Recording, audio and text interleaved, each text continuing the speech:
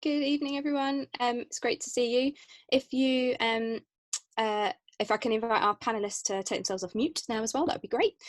So welcome to these. This is the third of the Sputnik Industry Notes events. We've talked about music and film, and tonight we're delving into the world of performing arts. So I'm Christine.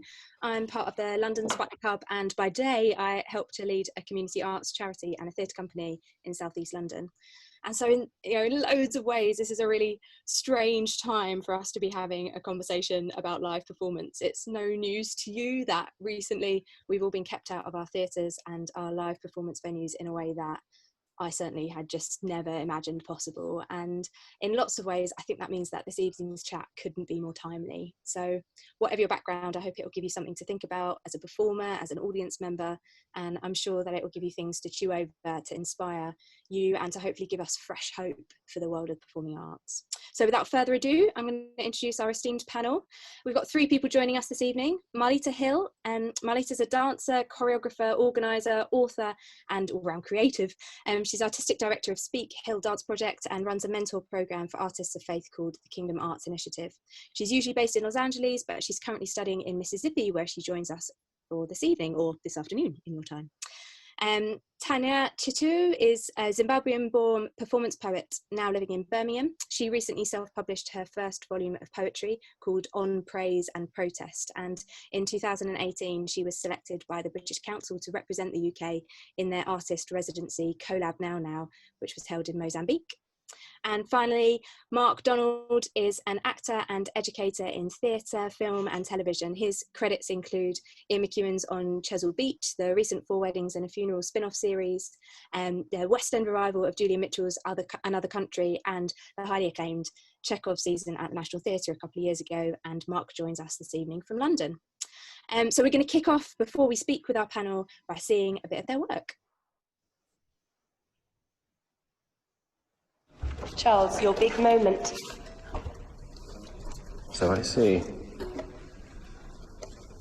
Take it a little slower than marked.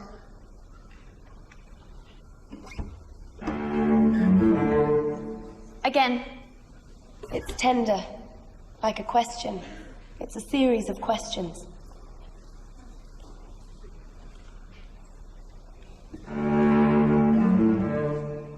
We are relying on you to help us, Mrs. Wilcox. Could you persuade your sister to come out? On what grounds? This is an appalling business. Doctor's orders, open the door. Forgive me, but I will not. You need us, Mrs. Wilcox, and we need you. Quite so. Good. What's she like? Yeah, she seems pleasant. And thoughtful, too, letting you rest up here. I'm not an invalid. But not entirely nimble, either. Oi, let me remind you, I'm only this size because of you. And all the more beautiful for it. I have your life. I have always had your life. And now I need you to trust me with it, as I have trusted you with mine. So I challenge you to receive the vision I have of you again. Before the foundations of the world, I knew you. I wrote all the days ordained for your life before you ever came to be. I created your feet and your path. And like I created the blacksmith who blows coals into fire and the spoiler to destroy, I even created the roads in your life that had gone crooked. And since I created them, I can make them straight again. There's nothing like it. An African drum beat so hard it beats right through your chest, forcing your heart to relent, echo back, rhythmically pulsating, coursing through your blood and leaving music in your bones. They say familiarity breeds contempt, but there is none here when I hear it. Conjuring sweet memories of dancing hard on cracked cement floors, no inhibitions, feet stomping, hips swaying, waist twisting, shoulders shaking, hand clapping, neck popping, head snapping, tongue clicking, ululating, celebrating life with the language of the dance, worshiping, ushering God in the room until we are consumed, released, and freed by an African drumbeat. There's nothing like it. Fantastic. Great. So some of our UK theatres and live performance spaces are cautiously and carefully reopening now after months of lockdown. But there are, financial threats everywhere, uncertainty in all sorts of places, and it's, to be honest, it's quite a challenging time to be in the arts industry. But despite all the closures, I guess absence makes the heart grow fonder, and this also feels like an incredibly important moment for us to be clear about communicating the power of arts and culture and creativity. So I guess my first question for the panel is, why performance arts? What is most important to you about the act of performing and performing live? So Marlita, could we kick off with you, and then we'll go to Tanya, and then finally to Mark? Sure. Hello, everyone. So good to see you all. Live performance is so powerful, not only because you get to do it, but you have the energy of the people in the room. I am a choreographer, so it's very difficult for me to engage online, particularly because I create on bodies.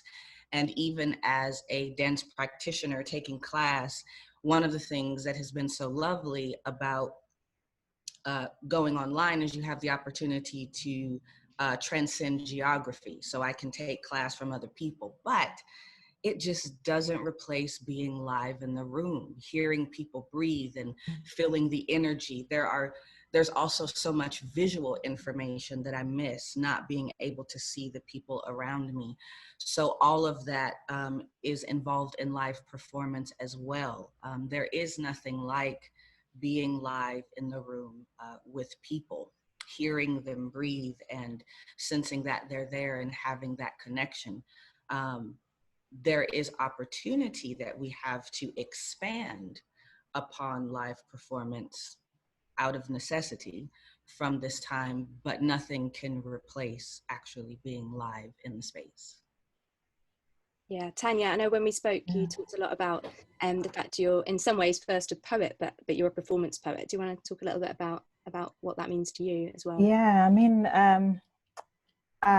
why I got into poetry was because I saw someone perform a poem, and I thought, wow, something clicked in my head. It's like I'd had all this background of, and I think most people, like in the UK at least, until maybe now, you are made to learn poetry, or you're examined on poetry and stuff. But it wasn't until I actually saw someone, embody a poem that I was like, wow, that is what I want to do. There was something that just clicked in me.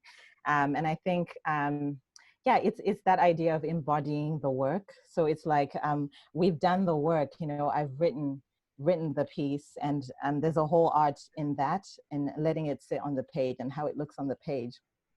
But it's then taking it to another level. It's like, okay, now I've got the words, I've done the editing, I've done the work there, but now I become the poem. I am telling the story, and not just with my words, but now I've got all these other things that I get to work with. I get to work with my voice, with the way my face looks, with you as the audience. I get to interact with you, just like what Marlita was saying. It's like there's nothing like a live audience who gives you feedback instantly, and that can be quite punishing, but it can also be quite rewarding, because you've got it wrong sometimes, but that's the great thing. It's like I love living on that edge. You've done the work, but when you get there, it's a do or die moment. It's a fight or flight, and it's exhilarating and it's terrifying. So yeah, I love that. That's great. And Mark, you've done a lot of work on TV and film as well as performing live. What's the difference for you, I guess? Yeah, big difference. First, hello everyone. It's really nice to be here this evening. Thank you for having me. I think, there's a big difference. A lot of what Tanya and Melissa has been saying, the communal aspect of it. I think both kind of the way it's performed communally. All my work is always performed in a group, and experienced communally as well. That the audience who are there, and we all know what it's like as a performer to sort of know when an audience is with you. Equally, to be in that audience when you're experiencing a piece for the first time communally, it's really exciting.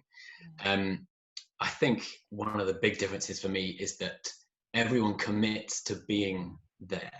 That's why I think it's so special. I think you can't watch that play or that see that poet or that piece of dance at 7 a.m. on your iPhone in bed, but you can watch Lord of the Rings like that if you want to, so you have to show up, as do the performers.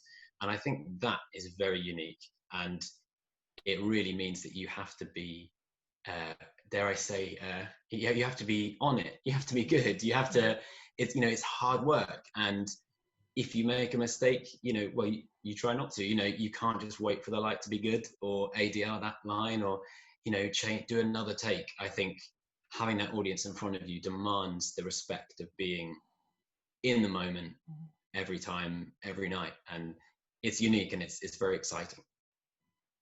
That's great. Yeah, it's really great. And I suppose sort of we've touched on it a bit, but in different ways, each of your answers make me think about the role of the audience as well, obviously, in all of that too. So, and that the fact that the act of live performance in particular, like it really matters to each individual audience member, but actually also you're there as a corporate group as well. So, yeah, so as a performer, I guess, like, how does that impact you? Like, what's the impact? What impact do you actually think you can have on an audience during a performance? And I suppose sort of underlying that is a bigger question about, like, ultimately, how does the performing arts have the power to change the world? But drilling it down just into the space of the act of a performance, like, what impact do you actually think you can have on an audience member in that moment? Tanya, you sort of referenced that a little bit as well. So, do you want to start? Yeah, I mean, I think what it is just, I think it's a real honor and a privilege as a performer to be able to speak into people's lives and hearts. And I think there's something about people, if someone is sought out to go to a poetry night or theater or whatever, they're open, they're ready to receive. And that is something really incredible. And I never want to take that for granted. And so really it's that when I speak these words, they're touching your emotions, hopefully, if I'm doing my work well enough and we are connecting. It might be that, actually I've made you think about, what we do ordinarily in a different way. May you reflect on that. And I think that act of like reflecting and like connecting or seeing something or hearing something you've never heard before gets you to think and reflect. And I think that is what will change people, and people change the world. So it's about that kind of the layers of like, okay, I've touched you here, but actually it's the reflecting, it's the conversation after the performance, it's what you go home with. That is what will ultimately like change you and change the world. Yeah, Marlita, you're sort of nodding away. What do you reckon? Yeah, I'm just thinking about what she said, and also I love what Mark said about the fact that we've all agreed to come here and be present in this moment together. It's like this contract, and I think there is no greater sense of validation sometimes that somebody took the time, took the money, to pay for a ticket, to drive to the location, to spend the time to park, to put the clothes on, all of that stuff that people do to come together to be in live performance. And that's really special that people would validate your work in that way. And so, yeah, I just think that's just really beautiful that you come. As a choreographer, besides the clip that you saw was a very particular work that I did, but most of my work is very playful. So I don't necessarily do message or content driven work, but it's nice to just come together and laugh and experience joy and that kind of thing. So those kind of social contracts that you come in together and make when you come into a space together and be present in a way that doesn't happen because you can't press pause and go to the bathroom or, that kind of thing. You have to be present, and it's just a really beautiful thing to do together. Yeah. Mm-hmm. And Mark, what about you? Yeah, I mean, I absolutely agree with what Tanya said about, the arts changing people and people changing the world. And I think from my personal experience, it actually, Marlita's saying about kind of, pieces that have sort of a big message behind them or something. It actually hasn't been the work that I've seen that is, a really big politically charged, James Graham play or that's trying to really say something about something, haven't necessarily been the pieces that have impacted or changed my life, as much. It's been, very simple, true storytelling that has resonated with something or made me cope better with something or think about something for the future. And, you know, if we can do that, you know, all the time with lots of people, it is going to change the world, you know, like you said. And I was thinking about this when we spoke earlier or last week, and I looked at some numbers, and it was something like 14.6 million people who went to a football game, a Premier League game last year. And I was thinking about, you know, that football has a huge, you know, impact on getting kids, you know, fit. There are people, sort of footballers who use that, like, you know, position to sort of do lots of great things. It encourages lots of stuff, a sense of belonging. It impacts the world hugely. And 36 million people went to the theatre last year, over double. And that's only theatre, not, you know, all the things that are there. So I think the theatre performing arts has a responsibility to realise that it has a huge impact on the world, and, you know, on all these people that are experiencing it all the time. And it can definitely change the world. Yeah, I think so.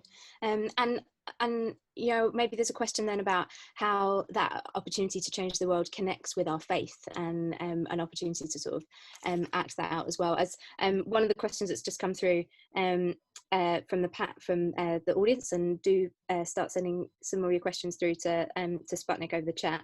One of the questions here is, I see the Old Testament prophets like Ezekiel and Jeremiah as performance poets. So what lessons can we learn from them as Christian performance artists? Have I got any takers? Marlita, you're making some thoughtful noises, so we'll come to you second. Maybe Tanya. Thank you. Was our performance poet for this evening.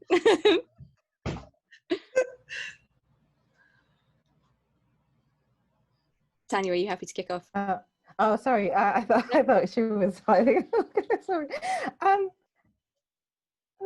think it's the commitment, isn't it?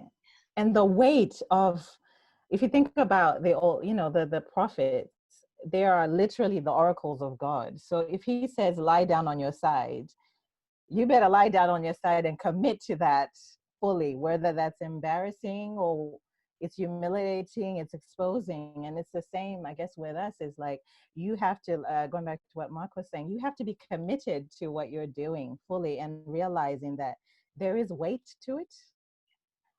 There is,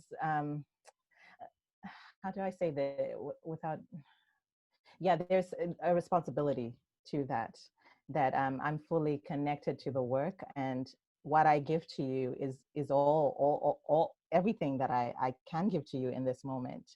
And I think that's probably what I get from that. It's like, oh, be fully there, be fully committed. Don't do it halfway, because actually you have a great responsibility in what you're doing.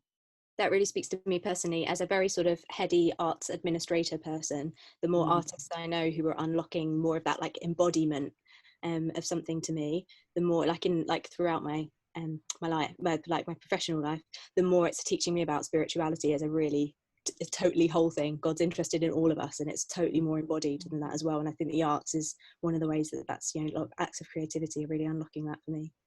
Marlita, what do you reckon? Old Testament prophets as performance poets.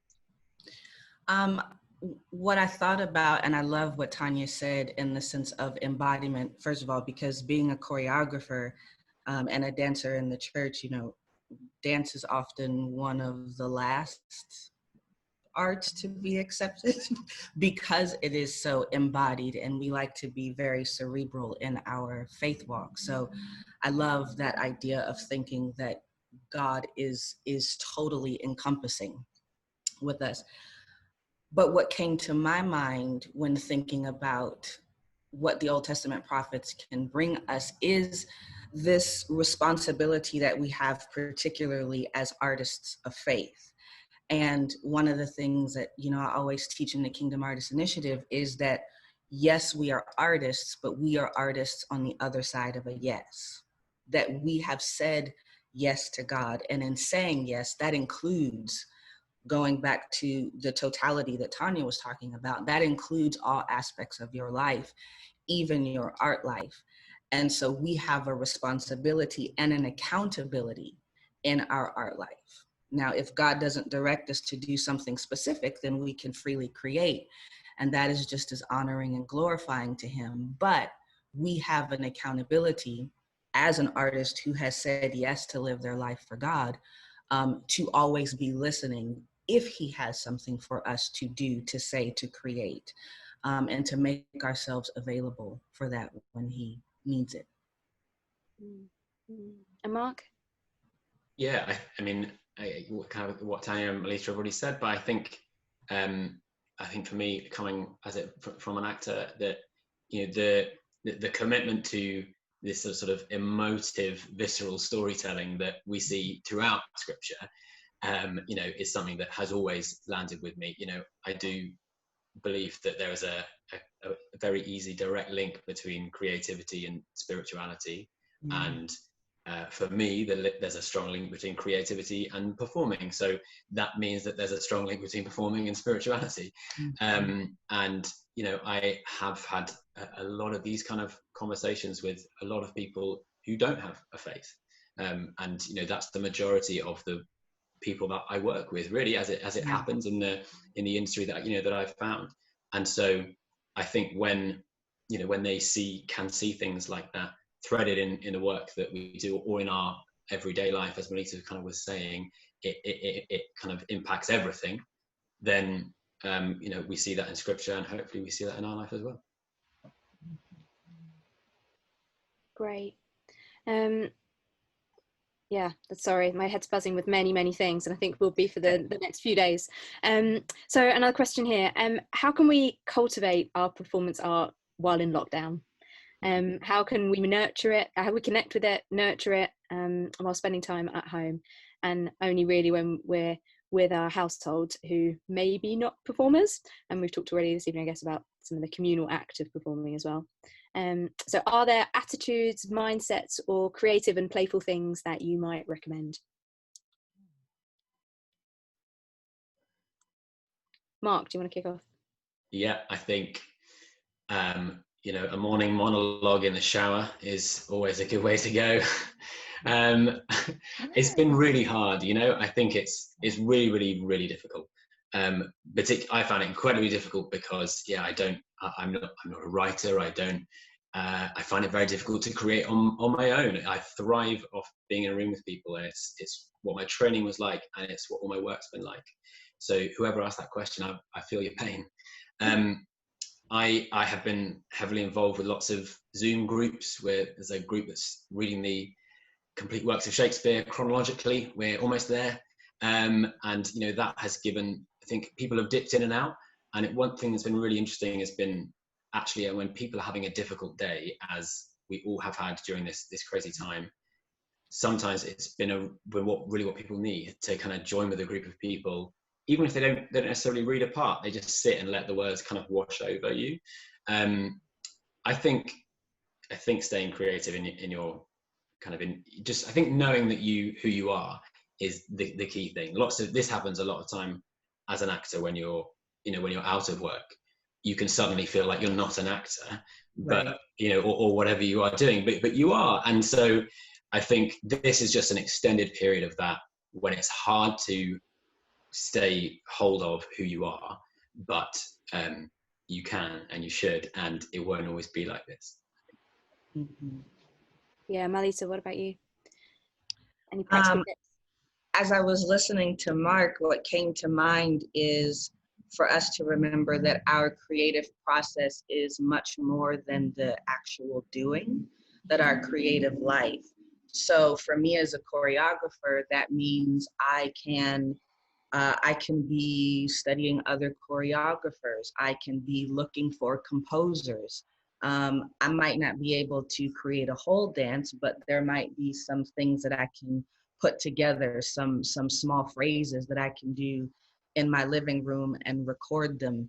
And I could share that with people. So if we expand our mind and realize that our creative acts, our process of being creative is not just on the stage, then a lot of other things become possible. If you're a visual artist, maybe there are different colors or researching brushes or other techniques, or there are all kinds of things that we can do to continue to fuel that creative fire, even if we're not able to be in our regular and loved spaces and processes.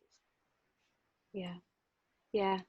And what about you, Tanya? How have you connected and nurtured creativity in this time? It's been such a challenge. I mean, I'm a key worker myself, and so are my family. So it's been really very difficult, very hard going. But I found just engaging with workshops on Zoom has been really, really great.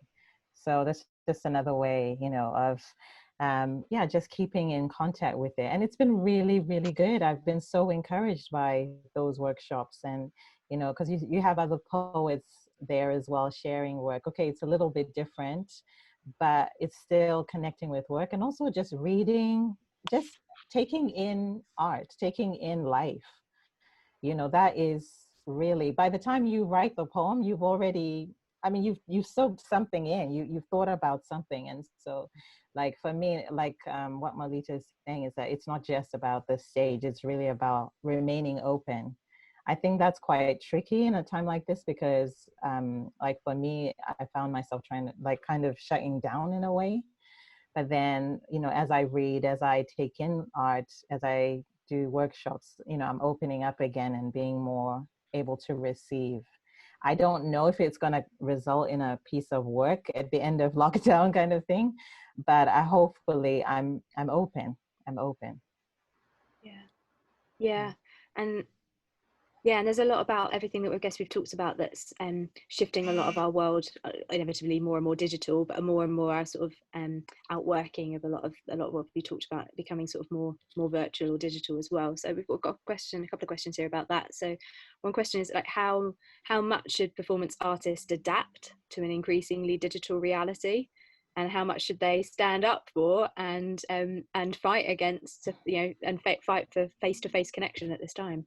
I don't know if either of you have any sort of thoughts on that. I'll speak to that. I would say trying this, and I'm just answering this for my own self, not as a instructive advice giving, but I'm always about expanding opportunities. So I believe in going for both, that we should fight for live performance as much as we can. But if this out of necessity makes me have to think differently about how I can create more opportunities and increase my reach as an entrepreneur, I'm gonna take it, right? So that when live performance comes back in play, I don't drop this that I've learned forcefully in lockdown, but I add that and help that expand my life and ability to reach people through my art form. I think I've seen lots of examples of that, not just of creativity, but of creatives using creative thinking as a way to unlock new things as well. And I'm excited to see what that might take forward for the future as well. Mark, what about you? You talked about digital readings or online readings of Shakespeare. What else has sort of the virtual world got, or are you petitioning for face-to-face to come back more than ever? I think I'm certainly petitioning for it to come back more than ever in when it can and when it can safely. I think I have, I've really, as you say, enjoyed doing online stuff. When we started being in lockdown, I was watching a lot of the recorded pieces of theatre, recorded plays that various theatres were putting out, and it was a sort of I loved it and I hated it. It was bittersweet, I think. But one thing I was kind of glad about it for was that it really cemented for me that it can never replace that. So even if it's 5 years time, as is sort of estimated for the theatres to get back to where they were, then it'll be in 5 years time. But I certainly think everyone who has been involved in it in any way, and all audience members are desperate for it to return. And people will be sad when pantos don't happen this Christmas and all that kind of thing. It's a huge impact. But I'm certainly nervous, and I know I said to you the next thing I'm doing is a socially distanced piece of theatre, and I don't know how it's going to work, but I'm so keen and excited to try it that I think we have to adapt. And yeah, absolutely, creative people doing things creatively, that's what we need. Tanya? Yeah, definitely. I mean, spoken word is very much communal, and it's about the community. And open mics.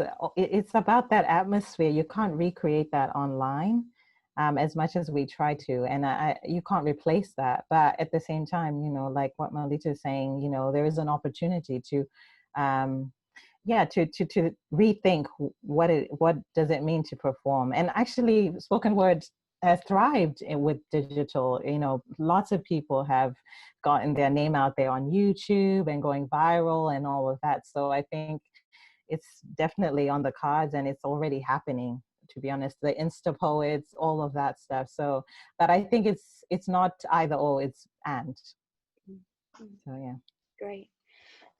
Mark, I wondered if you would talk a little bit more about how you're preparing yourself for some socially distanced theatre, and Marlita or Tanya, I don't know if you've got something similar that if there's actually anything practical that you're doing to try and adjust your head to that space, or anything that you're doing to sort of physically prepare yourself for that.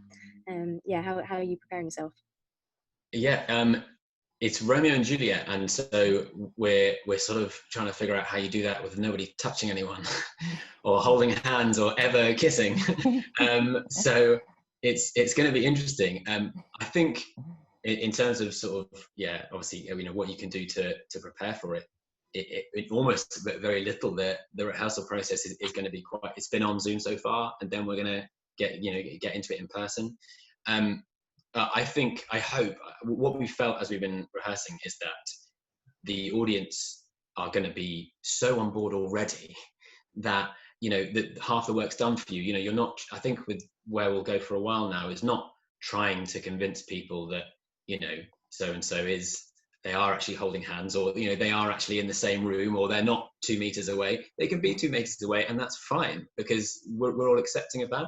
So it'll be a play like I've never done before, and I think another thing that I think will be hard when you get in the room will be, I'd be interested to know what Marlita and Tanya think about this as well, that is sort of half stopping your instincts. Yes. Because you'll have to be really aware of, I can't imagine as well, as a sort of choreographer as well, how to stop yourself from just sort of jumping in, because you're normally in that creative space. So I think on Zoom it's fine. In person, it's going to be a new discipline.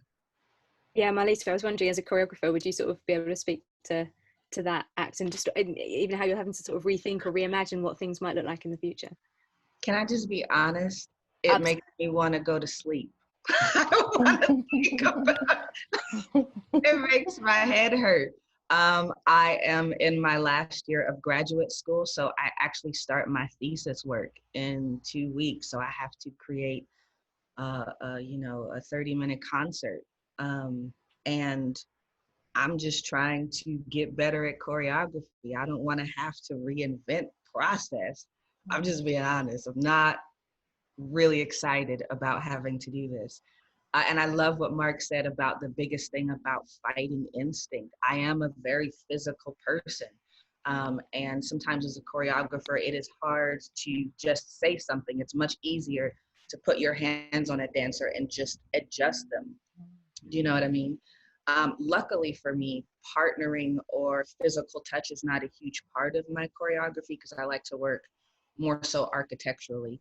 So that I won't have to get over, but what that looks like, and especially because my thesis is about spatial organization in choreography. So how to do that when I can only let so many dancers in the room at a time, and what it's going to do to my formations and groupings, and it just makes me sleepy. I'm just gonna be honest, but we'll see. I have 2 weeks, so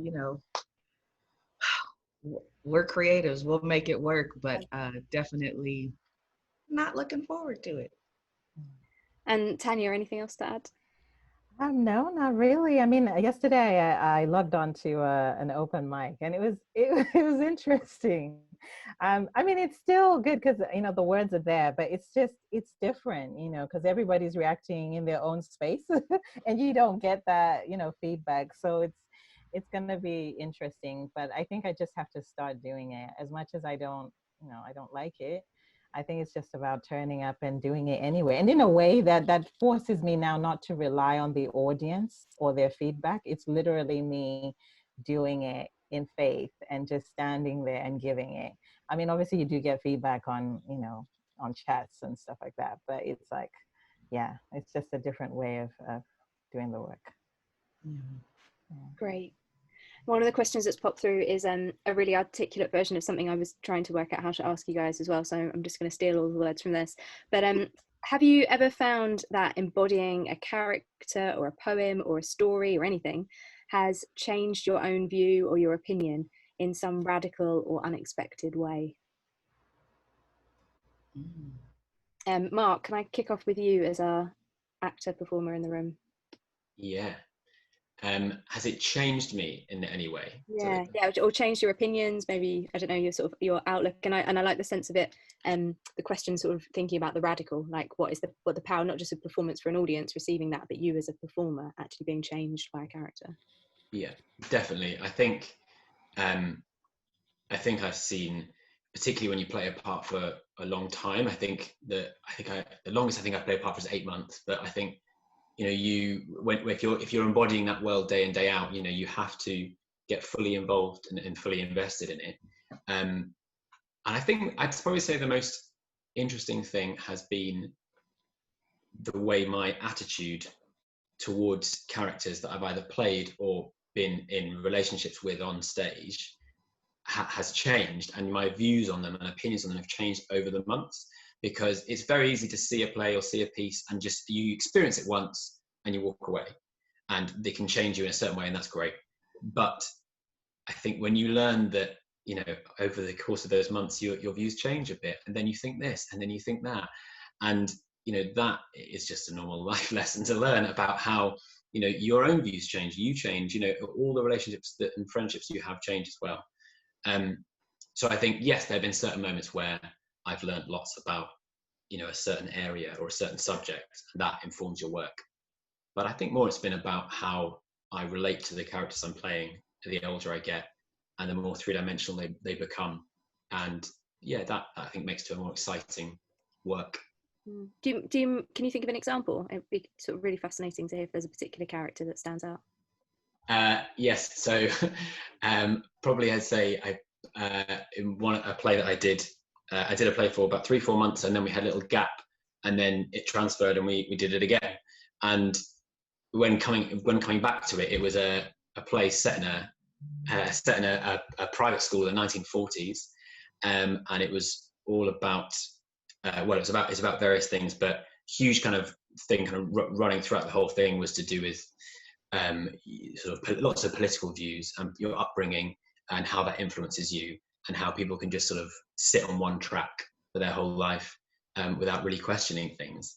And I remember after the first few months, someone said to me, "You're such a horrible character. You're just so horrible in it." So my wife said, and I was like, "No, he's not horrible at all."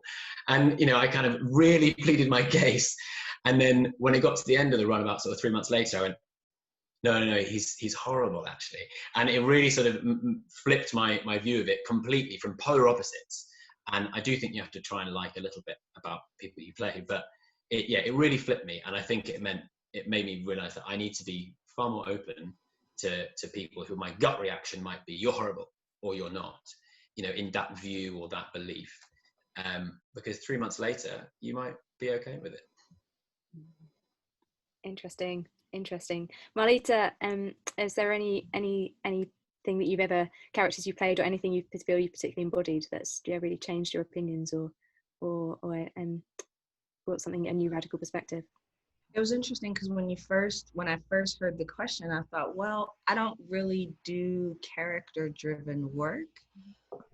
But what I thought about is, as a choreographer, I do think about the character of words and ideas and embodying that. And has it changed or transformed me?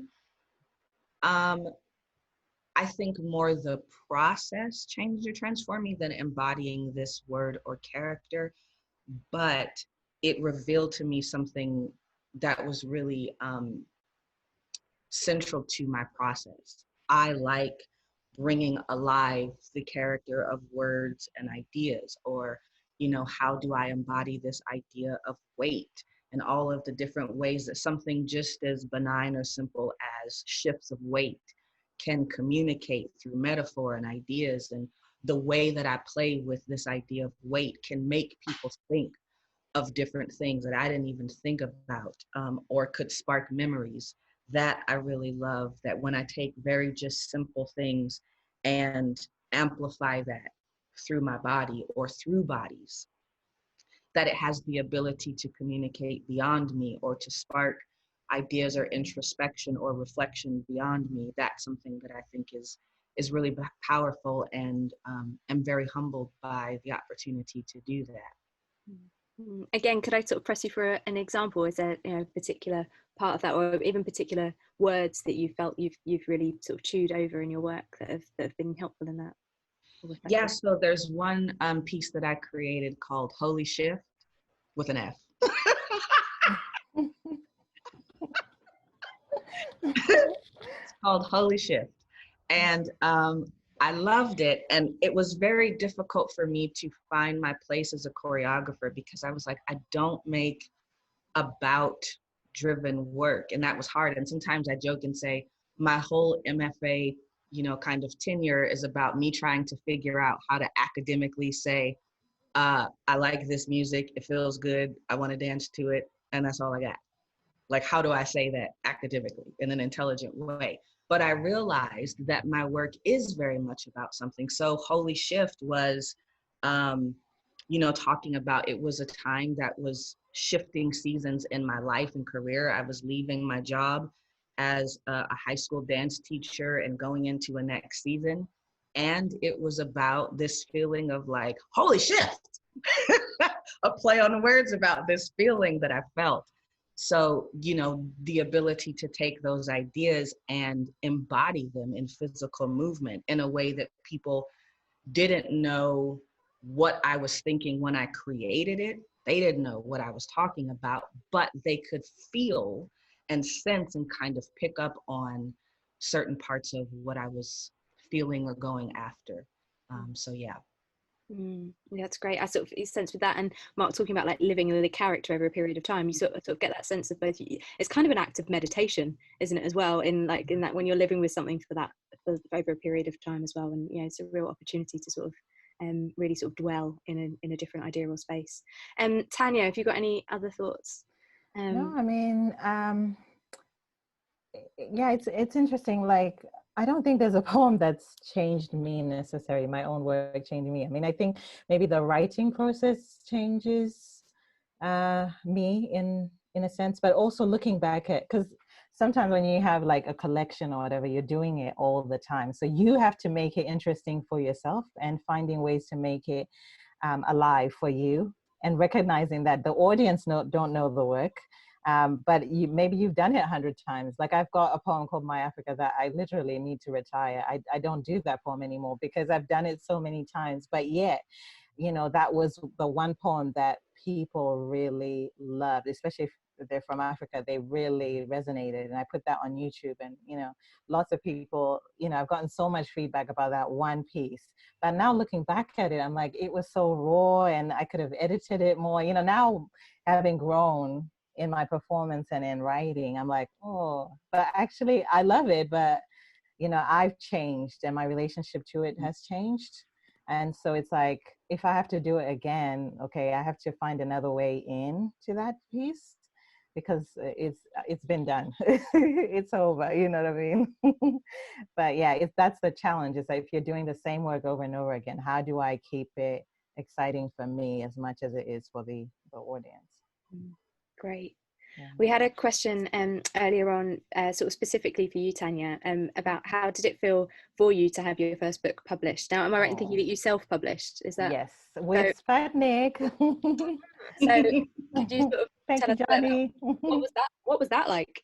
It was amazing, absolutely incredible. It just, I think up until that point, I was performing and going out and doing it, but I always used to get the question, like, do you have a book? And it just got to the point where it's like, ridiculous now. It's like, okay, I actually have to do something because, you know what I mean? I need to have something, but there's just something about having your words in print that just, there's a validation there that you're like, oh yes, you know, it's just amazing. It's like a piece that I can literally, if I, God forbid, if I, you know, if God calls me home, that is something so people will be able to read after I'm gone. And that's really powerful. Thank you. Yes, that I should have had that with me. Yeah. Yeah. But yeah, it's amazing. But it's also a challenge to me because I can look at that and think, oh, some of that work wasn't the best, or I know I could do better than that. So it's a challenge again to be like, okay, I need to up my game. I need to continue to create and move forward. But it was phenomenal. And it opened, you know, so many doors. I mean, I went to Africa because of that book, and it was just a dream come true. So yeah, it was powerful. Well, congratulations. It's a brilliant book. And then maybe another question that came through that maybe is slightly more relevant to Marlita and Mark as well. So very, very different topic, but using the body to dance and act has often been quite problematic within the church in many ways. How can we tread the line working in a sector where we often wear less clothes than we would on a Sunday morning? Mark, you're laughing. Would you like to respond to some of the tensions perhaps between what people in church think we do and think we should do, and what our day job actually sometimes involves? Yeah, it's clearly never seen what I wear to a Sunday morning service, but no, fine. I think it's very difficult. I think there will always be a tension. I think if kind of for what you say, Christine, about what we actually do and what people think we do. Was there a specific bit in the question was driving towards? Can you say? I think it was particularly towards using our body and issues of nudity or wearing clothes, or you know what we wear and how we present ourselves. Yeah. Yeah. I mean, it is. I mean, I think it's a difficult thing anyway if you take kind of beliefs and faith in Christianity out of it already, but then it's sort of doubly so. And I think everyone is always going to have a slightly different line that they draw, and that's okay. I don't think you're ever going to see eye to eye with everyone, certainly about these things. I definitely say, you know, we're talking from personal experience, it gets asked less of me than perhaps of other people. I think it's, you know, it's not an issue that I've definitely had to face, but on a sort of broader scale, in terms of things that perhaps you've been asked to do or be part of, that is definitely something that has come up. And there's a really obvious example of, you know, living out your faith in a difficult industry, because actually where the industry is incredibly harsh and sort of brutal in a lot of ways, it's also, you know, it really values the individual. We are so about people's individual expression and who we are and all that stuff. And so if you are confident to say, this is who I am, wherever that line is for all of these things, then that's great. And that's who you are in God, and that's who you are creatively. And yeah, shout it out in your church. It's great. Because Marlita, you mentor artists working, like artists of faith working in secular environments. So how do you, or would you sort of support somebody to puzzle through some of the slightly more challenging, potentially more challenging moral things that they might face as a performer? How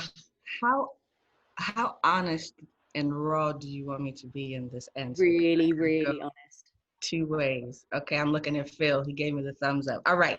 So okay. So I'll try to make this quick. So I had a friend who was in dance ministry, and there was a young woman who had performed at her church, and I think she had her arm showing. This woman was my friend who was telling me about this woman who had danced in the church and had her arm showing. And I had gone to a dance ministry conference, and they were talking about how the reason secular artists secular dancers particularly wore the kind of clothes that they were, leotards and tights, is because they had a seducing Hollywood spirit. So when my friend, she told me about this woman who had her arms exposed in the church, I asked her, now I promise y'all I'm saved, okay, but I'm gonna be wrong. Okay, so I asked my friend, I said, have you ever been to like a professional dance concert? And she was like, what do you mean? And I said, like, you know, Alvin Ailey, like when you, like you've gone to the theater. And she said, yes. I said, what were the men wearing? And she said, oh, well, I mean, they had on like fitted shorts and like they had no shirt on. I said, oh, I said, did you get aroused? And she looked at me and I said, did you get horny watching this performer on the stage? Phil, breathe. And I said, and she looked at me and she goes, and this realization came over her face and she goes, no. I said, no, you didn't, did you? I said, so you mean to tell me that secular people who don't have a relationship with God can look at the human body and contain themselves, but you, who have the power of the Holy Spirit within you, can't look at an arm exposed without losing your faith? Come on. So we had a great conversation about that. Okay, so now that I've shocked you, what I say is the reason that dancers wear leotards or just shorts and no shirt is because it's about the line of the body. If I'm wearing 50 yards of clothing, you can't see what I'm doing, right? And so it's more about, I think as a performer, it is more about your personal sense of propriety. But all of us as artists, particularly called out in secular culture, have different limits. So if I'm okay, right, for a particular art form, then that's between me and God. You might not be okay with that, and that's fine. But I think that we need to be careful to look at another artist who has a different assignment, who has a different tolerance level, who has a different level of permission from God, and say, because you are doing that, you are not serving God because you are transgressing my comfort level. That's your comfort level. And that is something that is particularly a big deal in church. So I grew up in a very liberal church where they, you know, I didn't have those issues, but I've gone and seen. And so there was one time where I went to see, and then I'm gonna stop, but I went to see a performance and they said, you know, cover up your feet because you don't want to seduce the men. Well, now, wait a minute. I'm not going to take that on. If you, sir, have a foot fetish, that is between you and the God you serve. I'm going to do what thus saith the Lord, and you deal with your issues yourself. So, so I think that we have to be careful because we have stifled artists, particularly in the church, because of issues that we haven't dealt with, and we don't deal with sexuality in the church the way we should, in a healthy way, as something that God has given us, and how do we steward that with honor, knowing that's something that you've given us. So obviously, you see I have a lot to say about this, but I'll just leave it there. There's a lot of love in the chat for you right now. And I didn't think that this evening we cover foot fetishes. So, you know, let's be open. I think that's something we're taking from today. It's real. Topics. And certainly, like using art as a conversation starter. Yeah. But unfortunately, we're coming into land now. So I just wanted to sort of see if we could leave with sort of last question probably for this evening. Is something about what you're hoping for. Where do you think we're going, and what's in your heart? What are you hoping for at the moment? Tanya, I'm sort of particularly thinking your book was called On Praise and Protest, and I don't think there could be more relevant words for the world we're living in at the moment. I know, right? Yeah, it's amazing. I mean, I think we were talking about it the other day about spoken word in particular, and how powerful it is in moments like this to, like, as a medium, to speak to power, to speak to issues that are current, that are, you know, difficult to deal with. Like, spoken word is, you know, it's the voice of the activist, you know, like, you know, usually when people are involved in spoken word, they are political, they're activists. And I think I would love to continue to like write. I think for me, and I think part of on Praise and Protest was about exploring joy as something quite subversive. Because I think, we talk a lot about, we deal a lot about the pain, the suffering of Black people or minorities, etc. But we don't necessarily always delve into the joy and like the fullness of who we are as people. And I think I would love to explore and continue to explore that aspect, that joy, that the fullness of all of our stories, that we're not just our pain and we're not just being traumatized or survivors. We are fully human and all that entails. So I would love to keep writing in that vein and just see where it takes me, really. Just keep writing, keep getting better, and we'll see where God takes me. That's great. Mark, what are you hoping for at the moment?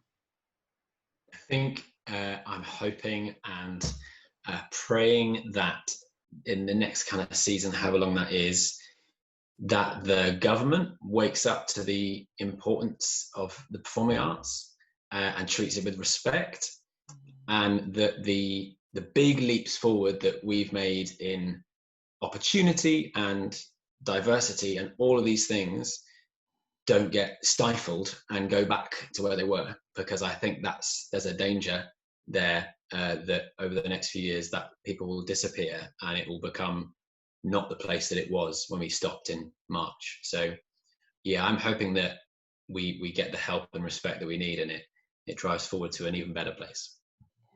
Great. And Marlita, what are you hoping for? So one of my favorite dance companies is Netherlands Dance Theater. And so they came a couple of years ago for an LA season, and they have a pre-performance talk where I got to ask Paul Lightfoot, who him and his wife Sol have taken over directorship of the company, a question. And I said, how did you find your voice out from under Yuri Killian's shadow, who is this huge, amazing choreographer? And he said, it's just that Yuri let me make a lot of bad dances. And I was like, oh my God. And that's what I want from myself as a practitioner, is to give myself permission to be a work in progress and make a lot of bad dances until I make some good ones, and be okay with that process along the way, that I don't have to prove myself, and that I'm willing to take risks, even in this epidemic and in this pandemic, should I say, that I wouldn't be so scared of making a mistake. And that, I think, extends for what I want for artists in Christ, and why I do the work that I do with the Kingdom Artists Initiative, is I want artists in Christ to be free. I want y'all to be free to make the kind of art that you make, no matter where you make it, who you make it with, what you make it about, knowing that God is for you as an artist and for your art career. And that we would just go on and just make art and just be and be led, and know that God is glorified and honored in that. And when he has something for you to do, he'll tell you. Otherwise, just do what he created you to do. Yeah. I wonder, actually, Marlita, when we were talking the other day, we talked a little bit about gatekeepers and how we don't need to be held back by gatekeepers, and that really, I think, really spoke to me. In that, I think we were talking about how because we have our identity and we can prayerfully follow a different kind of path, we don't always need to wait for permission to do things or wait for somebody else to open the door, because we trust that that other doors will be open in other ways as well. And I think I think there's a real, I don't know if you had anything else sort of to add to that more eloquently, but I just sort of found that really encouraging, that I think we're moving into a time where the doors are going to be in different places, and yeah, I think I take a lot of hope from that as well. Yeah, I told you on the call, I was never ushered in through the front door. Nobody cared that I was there, so I had to find the window on the side of the house that they forgot to lock, and slide down the chimney and climb up through the vent that they didn't put the cover on. I was finding any way to get in. But what that really gave me was a lot of grit, and I wasn't going to wait for anybody to give me permission to do what God told me to do. I'll find a way to do it. And what I did along the side was I built up my own repertoire, so that when I showed up in this space, people were like, who are you? how'd you get in here? But I had something behind me. I had 5 books. I built a program. I had I had heft, right, to show for it. And so when they were like, how'd you get in here? And I was like, hi, how you doing? And they said, oh, okay, well, do you want some water? So I just don't believe in waiting for permission, not to write a book, not to put on a show, not to. And when I was talking to Christine, I didn't realize, I'm from Southern California, so that's just very pioneering, and my family's very entrepreneurial. And the Lord told me to go to school for dance, and it took me 9 years to get into a dance program. I was 27 by the time I finally got into a dance program. And so I just say, make your own opportunities. I know we all want to be in the infrastructure. I do too, but I'm just not going to wait for them. By the time they let me in the infrastructure, I'm going to have a whole lot of stuff with me. Great, thank you so much. We've covered so much ground this evening. And I think just sort of thinking about these topics of like responsibility and joy and taking risks and finding freedom and just using art as conversation starters, like it's just been really rich, and I really value all of your insight. And I'm just judging by the comments in the chat, I think everyone here does this evening as well, so thank you so much. Just as we're finishing up, I just wanted to flag to everyone a couple of other things that Sputnik are up to that might be of interest. If you saw the rolling slides at the beginning, oh, here they are back again, it will give you a bit of an idea. So in the rough, over lockdown, we've been sort of collecting work from a range of different artists all across the network, and we want to profile it and in different ways. So we've got the In the Rough page on the website, there's a profile on Instagram, and we're thinking at the moment about how we can present these in some sort of exhibition later in the year. So if you've made some work during lockdown and you want it to be featured or exhibited, please drop us an email at office@sputnik.co.uk, and we'll consider that for the exhibition. We've got an emergency artist fund that was set up at the beginning of lockdown, and we know that COVID-19, this whole period has been really tough for a lot of people. Like we're not naive to that. So Sputnik put together a fund to support those whose well-being or ability to practice has been significantly impaired by lockdown. Again, if that's you, please email us and tell us how you found out about the fund, and briefly summarise your situation, and you'll be considered for a grant of £200. Alternatively, if you find yourself with some spare cash in your pocket at this time and you want to help Christian artists who are struggling, then please do think and pray if you can contribute to the fund, and go to the GoFundMe page, which is on the website. There are also links there to the patrons page of Sputnik as well. And finally, we just want to stay in touch. We're thinking at the moment about what we're going to be doing in the autumn. We've got more plans for more things, and if you want to be part of that, you want to find out more, connect to other Christian artists, visit the website, you can find out more there, or again, drop us an email, and we'd love to hear from you. Thank you so much for joining us this evening. If you've got any other feedback or any other thoughts, as I say, we're reviewing what we're up to, so please get in touch, and we'd love to hear from you. Otherwise, I hope that you enjoy the rest of your rather warm evening, and take good care. Thanks everyone.